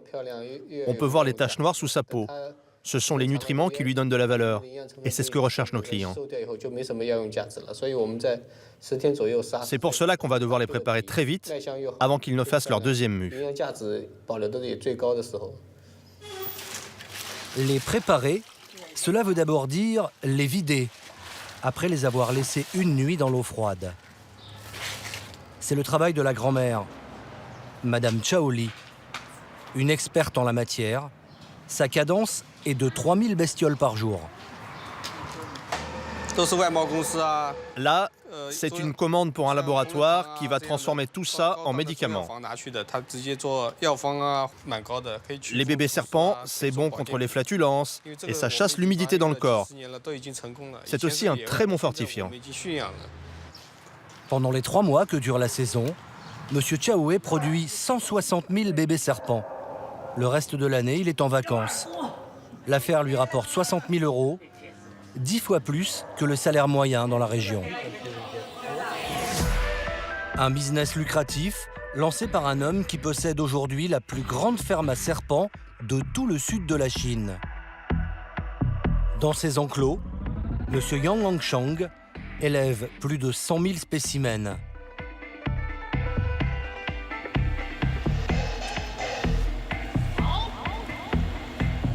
Bottes en caoutchouc, crochets, pour approcher les plus dangereux d'entre eux, il faut prendre des précautions. Fais gaffe. Il y en a plein dans l'herbe et ils ont l'air nerveux ce matin. L'un des 15 employés, M. Zhu, est chargé de prélever une bête pour préparer un breuvage maison.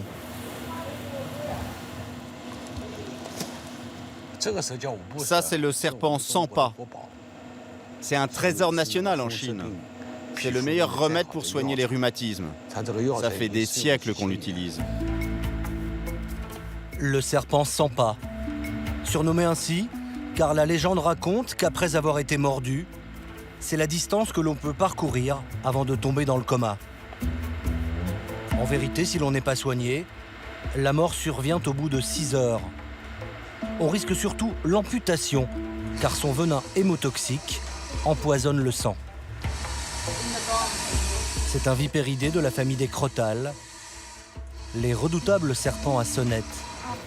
Fais bien attention. Ce crotal mortel est l'ingrédient principal d'une potion aux 5 serpents censée soigner les rhumatismes.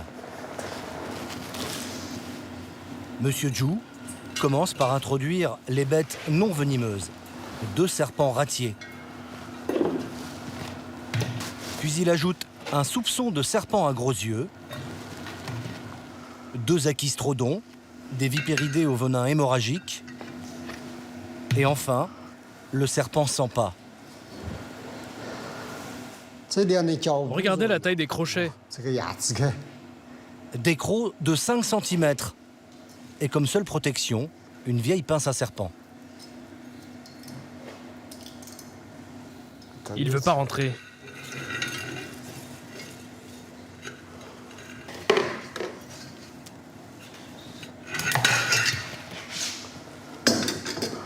Cette potion, appelée vin de serpent, n'a rien à voir avec un grand cru de Bourgogne. On ajoute au reptile 5 litres d'alcool de riz. Le tout atteint 45 degrés. Les Chinois l'apprécient aussi en digestif. Vous ne trouvez pas ça cruel qu'il soit encore vivant?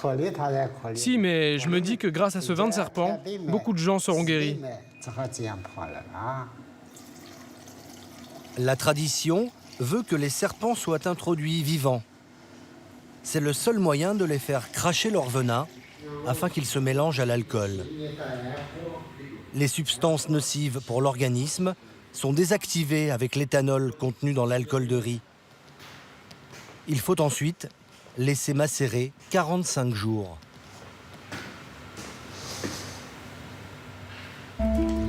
Monsieur Yang ne fait pas que dans la liqueur.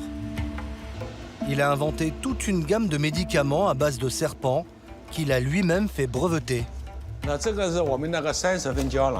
c'est de la poudre 3 serpents. Ce logo bleu indique que nous sommes agréés par le ministère de la Santé. Ça soigne les rhumatismes et toutes les maladies lombaires. C'est notre produit phare. Rien ne se perd dans le serpent. Dans ce sachet sous vide, un médicament pour parer aux éventuelles pannes de monsieur. Là, on a mis une trentaine de pénis de serpent. On y a ajouté des herbes de médecine traditionnelle. Ça augmente la virilité. 150 € le sachet. Le produit cartonne en Chine et au Japon. Les Coréens, eux, sont plutôt friands de la dernière invention de monsieur Yang. La poudre de bébé de serpent. 1200 € les 2 flacons de 60 gélules, coffret satiné compris. Il faut en prendre pendant combien de temps? Ça dépend. Les gens qui ont l'épiderme très abîmé retrouvent une peau douce et lisse en 1 semaine. On l'a testé en laboratoire. C'est le meilleur produit du monde. Des produits considérés comme de la médecine douce, vendus principalement sur Internet et dans les officines des plus grandes villes du pays.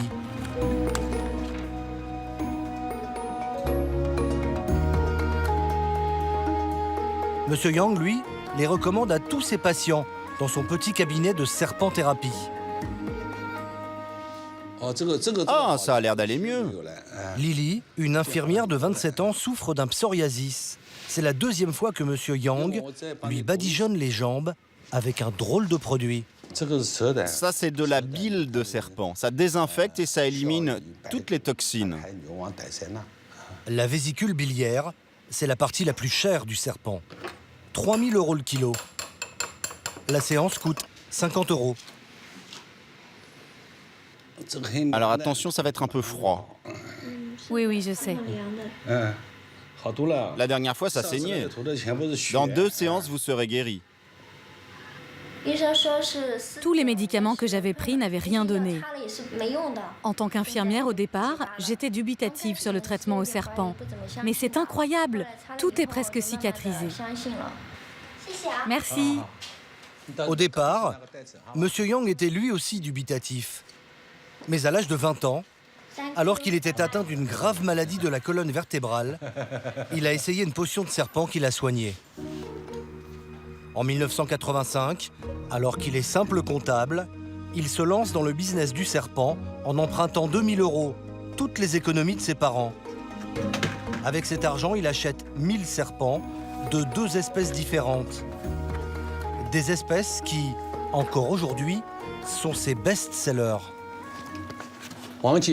Voilà le fameux serpent ratier jaune. Celui-là est encore petit. Dans 2 ans, il fera 3 kilos. Pourquoi vous portez des gants? Il n'est pas venimeux, mais c'est un serpent qui mord. Aïe! Et quand il mord, ça fait mal. C'est comme des petites lames de rasoir. Bon, je le remets. Le deuxième, c'est le serpent rouge. Il sert à la reproduction. Regardez comme il est nerveux. Il ouvre grand sa bouche pour me mordre. On a commencé avec cette espèce car on en trouve beaucoup à l'état sauvage dans la région. Ce serpent mange de tout et il est facile à élever en captivité. Chaque année, ces 2 espèces-là nous rapportent beaucoup d'argent.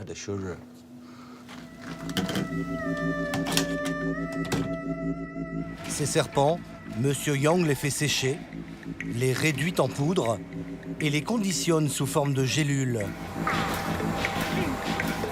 La demande est tellement forte qu'il a dû investir dans cette machine qui lui permet de produire 1 million de pilules par an.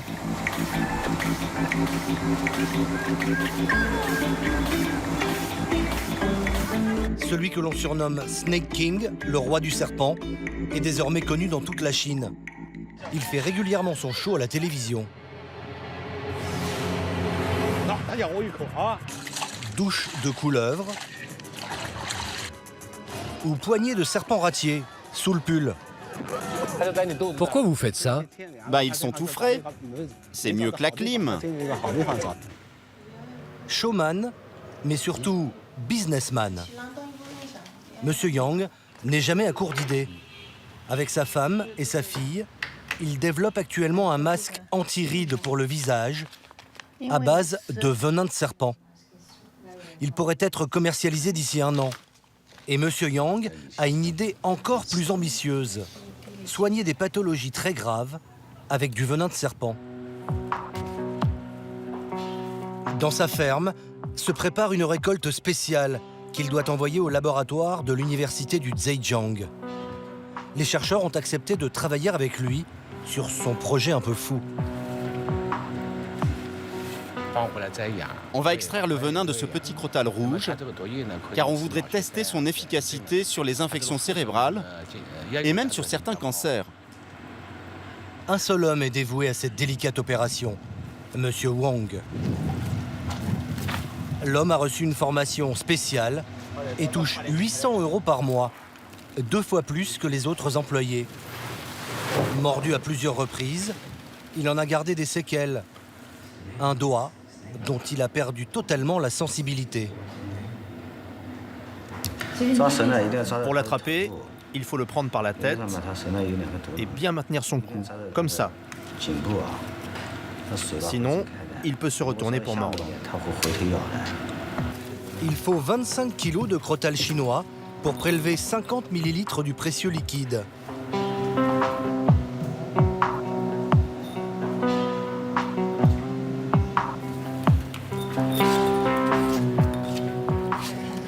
Un flacon à 3000 € qui servira à réaliser les tout premiers tests en laboratoire. Grâce au serpent, Monsieur Yang réalise 10 millions d'euros de chiffre d'affaires annuel et son compte en banque devrait encore s'étoffer. L'Allemagne et surtout les États-Unis pourraient prochainement autoriser ces produits sur leur territoire.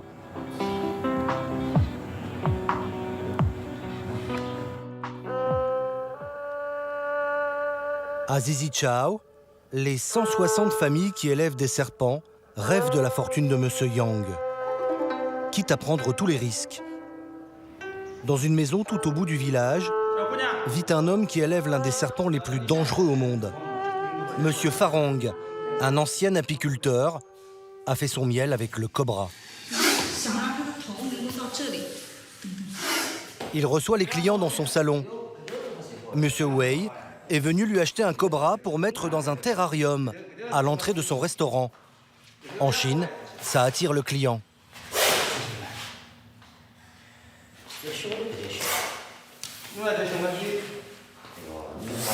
Celui-là, il pèse combien?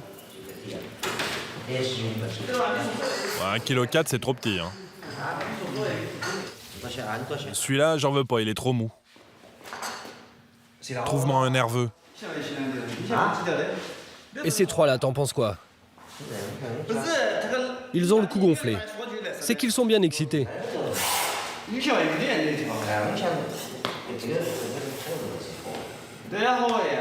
Lui là, il bouge pas mal. Les deux hommes ont l'air détendus. Pourtant, le cobra possède un venin neurotoxique extrêmement puissant, qui chaque année cause des dizaines de décès en Asie. C'est quoi le truc pour éviter l'accident? Il n'y a pas 36 manières. Si vous le prenez par devant, il va vous mordre. Le mieux, c'est de passer la main derrière la tête. Comme ça. Monsieur Wei sait de quoi il parle. Il a déjà goûté à la morsure du cobra, il y a 10 ans. Regardez son doigt comme il est atrophié. Il m'a aussi mordu ici. Heureusement, ils m'ont injecté le sérum anti-venin. C'était au mois d'août. Il faisait une chaleur étouffante. Et c'est pendant cette saison qu'ils sont les plus nerveux. J'ai eu un moment d'inattention, quoi. Monsieur Farang vit ici avec sa grand-mère, 90 ans, sa femme et leur petit-fils, Chen, 13 mois. Avec tous ces cobras, vous n'avez pas peur pour l'enfant? Non, ça fait des années qu'on a des cobras. Il n'y a jamais eu d'accident. Ils s'échappent pas. Pourquoi on aurait peur? Dans le village, le cobra a déjà tué un éleveur. C'était il y a 10 ans. Monsieur Wei a fait son choix. Un joli spécimen de 2 kilos. 50 € la bête, paiement uniquement en espèces. Monsieur Farang vend chaque mois 12 000 € de cobra. Pour la déco, mais aussi pour les fins gourmets. Car en Chine, le cobra se déguste lors des grandes occasions dans des restaurants spécialisés. En ce jour de fête nationale, Monsieur Li, le chef, est au fourneau. Il cuisine un cobra sans tête. Il n'y a donc plus de venin. En Chine, la viande de serpent, non grasse, est appréciée pour ses qualités nutritionnelles depuis 2000 ans. Le chef Monsieur Li prépare le cobra sans chichi.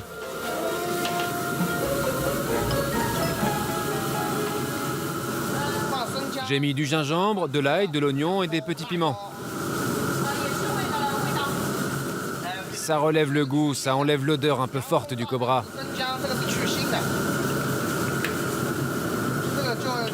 Ça, c'est la façon poêlée. Je vais aussi en faire une soupe. C'est délicieux. 3 quarts d'heure plus tard, c'est prêt. Dans un petit salon privé, la famille Chaoé, les éleveurs de bébés serpents, a commandé ce menu à 100 €. Soupe de cobra et baies de goji aux herbes médicinales, tranches de cobra grillées et sa peau croustillante, caramélisée. Pour le plus grand plaisir des grands et surtout des petits. C'est quoi celui-là? Ben, c'est le cobra. C'est ça le cobra? Je crois bien que je vais goûter.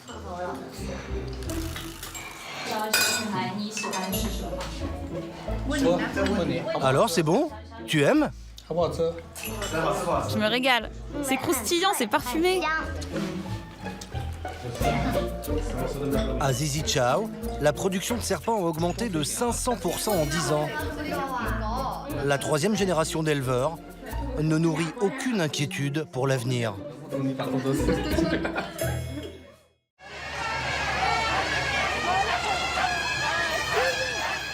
Ils sont des dizaines de milliers, comme hypnotisés, fascinés par des visages presque identiques. des jumelles et des jumeaux. Chaque année, au début du mois de mai, le festival de la ville de Mojiang en réunit plus d'1 millier. Venus de toute la Chine et parfois de beaucoup plus loin. Une fête des pères, P-A-I-R-E-S, qui n'est pas organisée ici par hasard. Mojiang aurait des statistiques de natalité uniques au monde pour les vrais jumeaux, ceux qui sont issus du même ovule et parfaitement identiques. Dans cette petite ville, perchée sur les montagnes du Yunnan, on en compterait 50% de plus que partout ailleurs. Un phénomène mystérieux.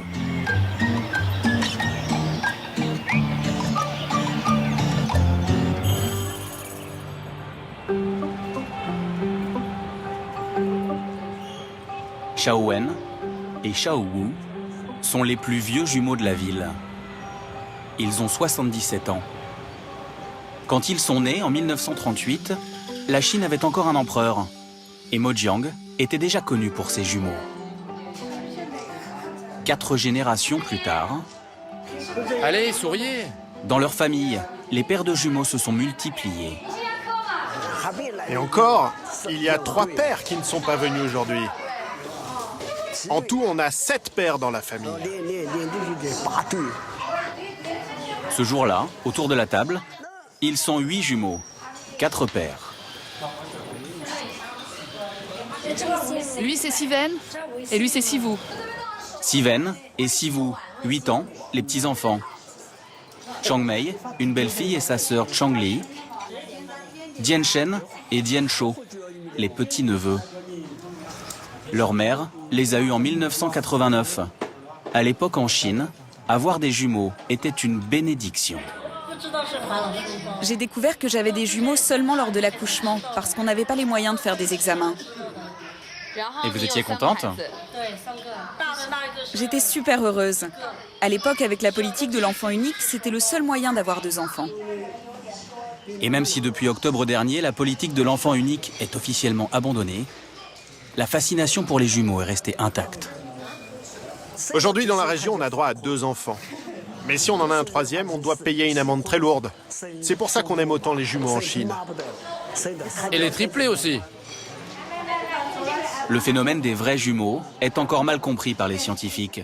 Mais une chose est sûre, ce n'est pas une affaire d'hérédité. Ce serait juste le fait du hasard.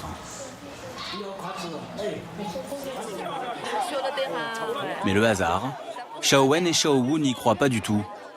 Selon eux, s'il y a autant de naissances doubles dans leur famille et dans leur ville, c'est grâce à la nourriture particulière de la région. On va chercher du riz violet là-bas. Notamment le riz violet, une spécialité locale cultivée à flanc de montagne. Riche en fibres et en protéines, il coûte 3 fois plus cher que le riz blanc. À Mojiang, si on a beaucoup de jumeaux, c'est parce qu'on mange de ce riz-là. En mangeant régulièrement, on peut avoir 1 ou même 2 paires de jumeaux si on veut. En chinois, le mot violet se prononce ze, comme le mot enfant.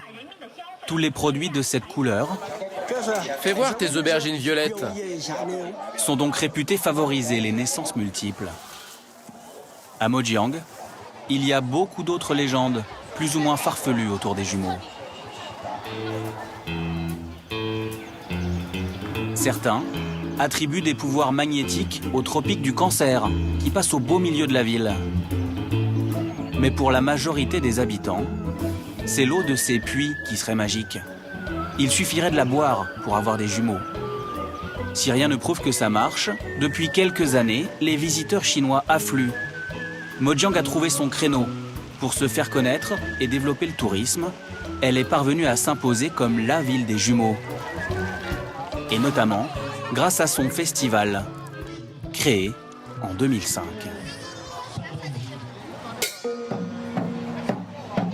Pour chaque édition, la municipalité met le paquet. Range bien tes bananes. Dans ce bus, 50 jumeaux venus du monde entier. Des Russes, des Américains, des Indiens, tous invités par la ville. Tiens, des bonbons, prends des bonbons. La municipalité paye leurs billets d'avion et leur nuit d'hôtel pendant 3 jours. John et Charles Robinson viennent des États-Unis. C'est la 3e fois qu'ils profitent de ces vacances, tout frais payés. La première fois, on a reçu un mail d'un gars qui nous disait « Est-ce que vous voulez venir en Chine? On vous paye le voyage. » On a dit « Ouais, bien sûr, gars. » Mais on n'y croyait pas. Et 3 semaines plus tard, on était là, en Chine. Les 2 frères de 49 ans partagent la même chambre, à l'hôtel des Jumeaux, le meilleur de la ville. Ils sont tous 2 pères de famille, mais habitent toujours à moins d'1 kilomètre l'un de l'autre et travaillent dans la même entreprise d'informatique. Et à chaque fois qu'ils participent à un festival de jumeaux, ils ont une manière très spéciale de préparer leurs valises. On regroupe tous les vêtements par paire et on les répartit dans les sacs. Comme ça, si par exemple lui il perd son sac, bon, on n'aura pas les t-shirts, mais avec le mien on pourra toujours être habillé pareil. Et son pantalon, mon pantalon, sa chemise, ma chemise, sa cravate et la mienne. On s'habille toujours pareil au festival. Mais attention, hein, pas dans la vie. L'organisation exige que les jumeaux soient toujours habillés à l'identique, car pendant 2 jours, ils vont être en représentation permanente. Première étape, un gigantesque banquet pour 8000 personnes dans les rues de la ville. C'est gratuit pour les jumeaux. Les autres payent 100 € la table pour déguster un repas traditionnel, mais surtout pour profiter du spectacle. La table qui a le plus de succès, c'est celle des Russes, avec notamment Tania et Dania, 8 ans, qui ont du mal à manger tranquille. Oh, vous êtes trop belle! John et Charles se prêtent volontiers au jeu des photos souvenirs. C'est quoi ça? C'est des légumes, je crois. Chez eux, aux États-Unis, c'est un peu comme en France. Les jumeaux fascinent beaucoup moins qu'en Chine. Quand on était jeunes, ça nous embêtait d'être des jumeaux. Quand les gens nous voyaient, c'était toujours « Ah, les jumeaux, on en avait ras-le-bol. » Mais en venant à des événements comme celui-ci, ça nous a ouvert les yeux. On s'est dit, c'est vraiment quelque chose de spécial d'être jumeaux. Et c'est bien de le partager. John, encore une.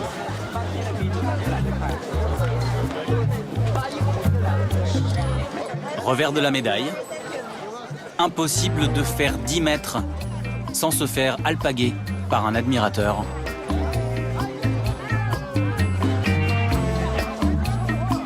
Ils veulent trinquer, j'ai l'impression.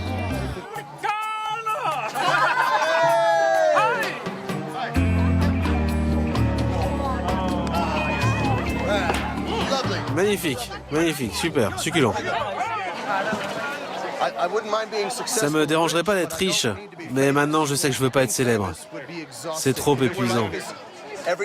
Si c'était comme ça tous les jours, ce serait insupportable. Ici, la fascination pour les jumeaux étrangers est telle qu'elle remplit des stades. Bonsoir mesdames et messieurs et bienvenue au Festival des jumeaux de Mojiang.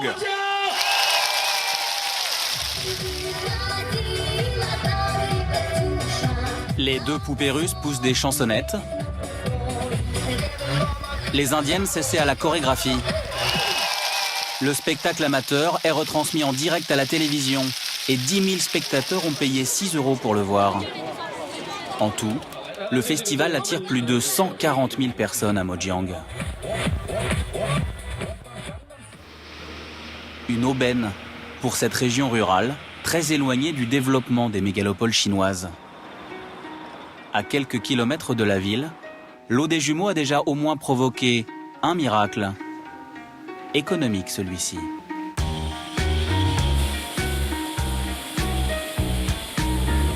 Luo Zhonghai exploite une source depuis 15 ans, mais pendant des années, il a eu du mal à vendre son eau.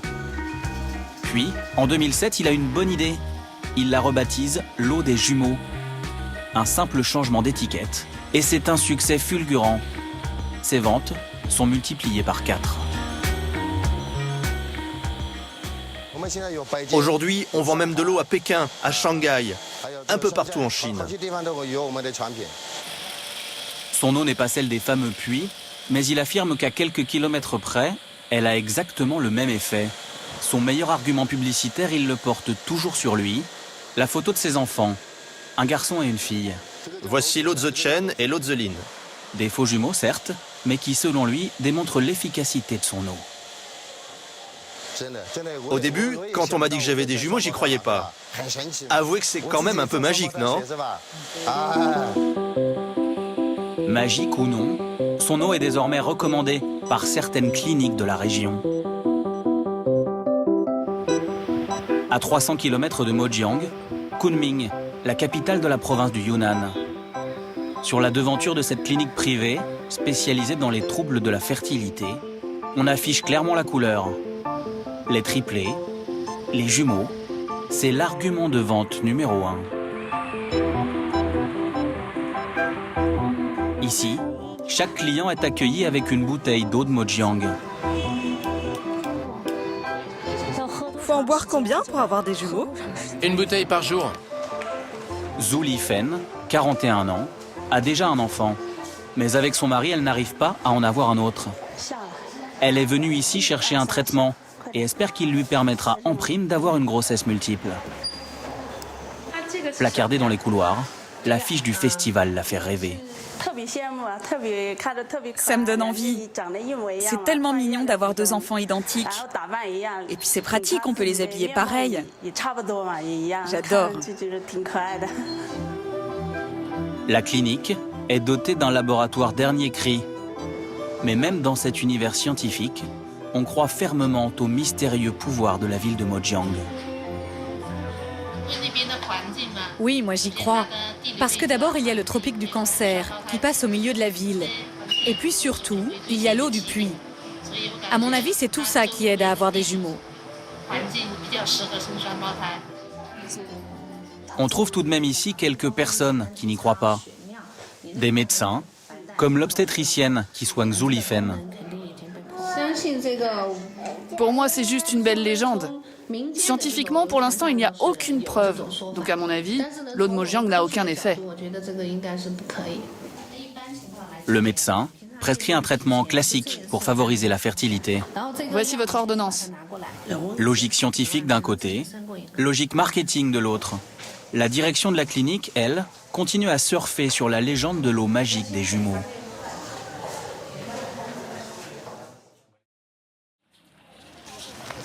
Trois jours plus tard, Zhu Lifen est à Mojiang pendant le festival. Et elle est bien entourée. Les gens de la clinique, on se rassemble par ici. Elle fait partie d'une délégation de 100 personnes invitées par la clinique, principalement des couples qui ont déjà eu des jumeaux. Allez, à mon signal, vous criez. 1, 2...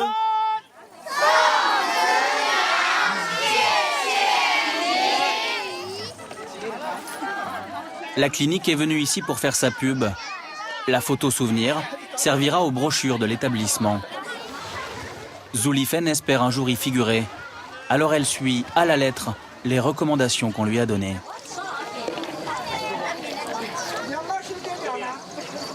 Quelques gorgées pour elle.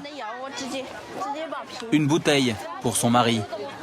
Elle croit tellement à l'effet de cette eau qu'elle appréhende déjà un peu cette hypothétique grossesse multiple. Je me sens tout de même un peu stressée, parce qu'avec 2 enfants en plus, ça va me coûter de l'argent. Mais bon, c'est mon rêve. Statistiquement, en Chine ou ailleurs, le rêve de Zhu Lifen a seulement 4 chances sur 1000 de se réaliser.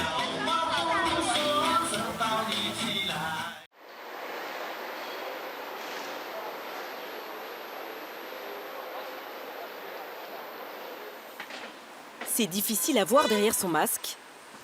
Allez hop, c'est parti. Mais Frédéric Briand est un patron qui a retrouvé le sourire.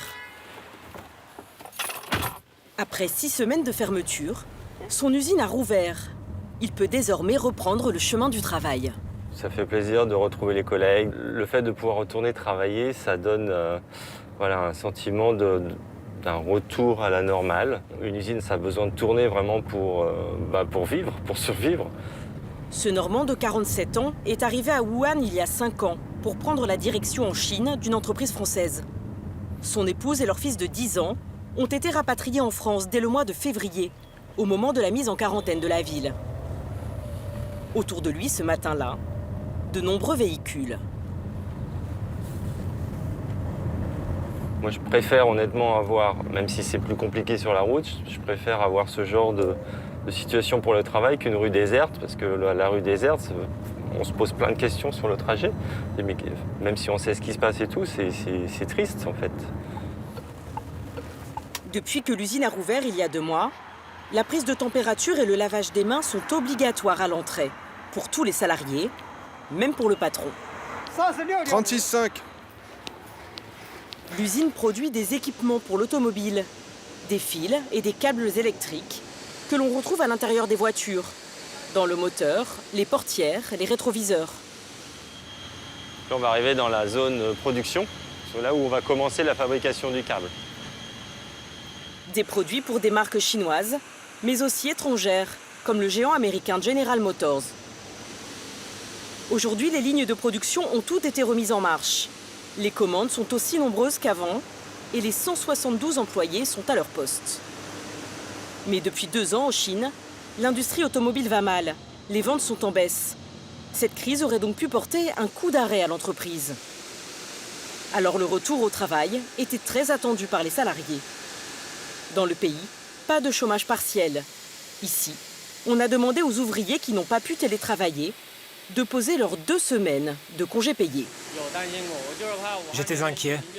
J'avais peur que l'épidémie s'aggrave, que cela dure longtemps, que notre usine n'ait plus de commandes et que notre activité s'arrête.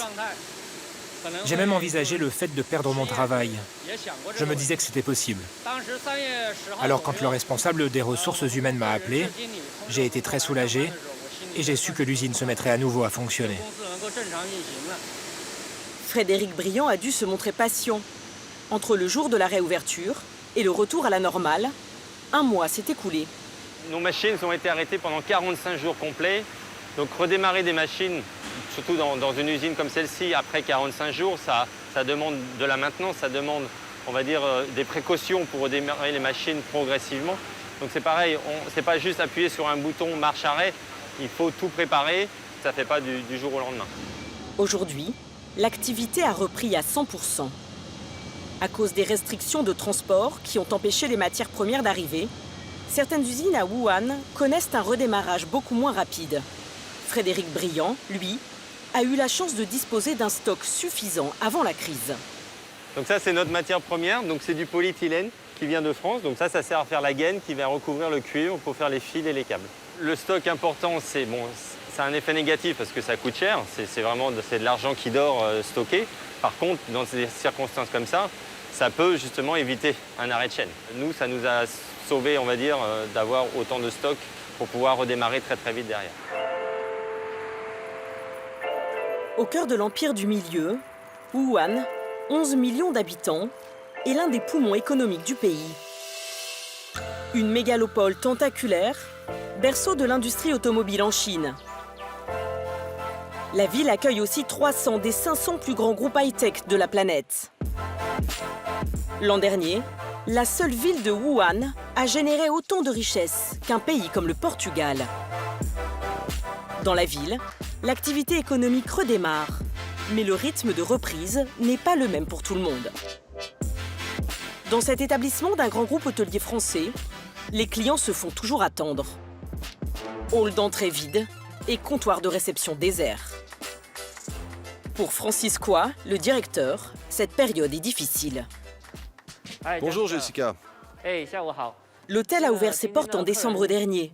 Et à cause de la crise, il n'atteint pas les objectifs escomptés. Nous avons 380 chambres au total. Et en ce moment, 20 sont occupées. Ce n'est clairement pas un bon chiffre. L'hôtel vient d'ouvrir, donc nous n'avons pas d'outils de comparaison. Mais nous espérions un taux d'occupation de 60-70%. Pour attirer les clients, l'hôtel a baissé de 20% en moyenne le prix de toutes ses chambres. Et pour rassurer les visiteurs, à l'entrée, la prise de température et la désinfection des mains sont obligatoires pour tout le monde. Les espaces publics sont également régulièrement nettoyés. Qian Fengyan est femme de ménage.